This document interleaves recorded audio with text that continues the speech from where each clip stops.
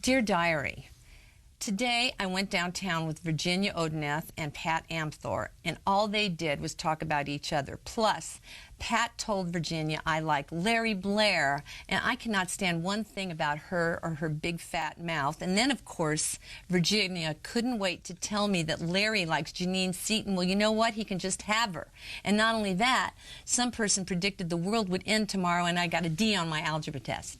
So that gives you an idea of the kind of person I was. Do you see I was? And yet at the same time, when I was a 6-month-old child, like a baby, my mother was kind of talking like a person out of an Andy Hardy movie, like the kind of language that she was, this was a letter to my dad, and she said, I love you as much as I can, and if I looked the whole world over, I couldn't see anyone but you, because no one could ever make me feel any happier than you always have and always will. She said that about Jack Hall. That's what she said when she was 24.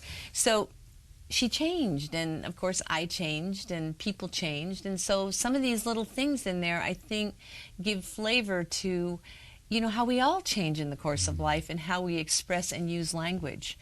And so that's interesting to me. You said, quote, I was an ordinary girl who became an ordinary woman with one exception. Yeah. Mother gave me extraordinary will. Yes, she did.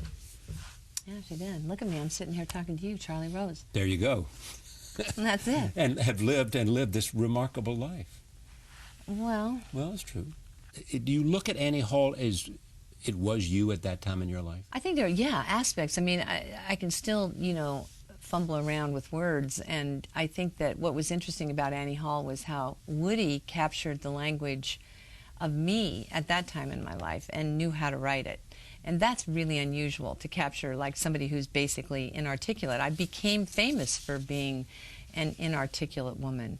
And so that's not hard for me to go, well, yeah, and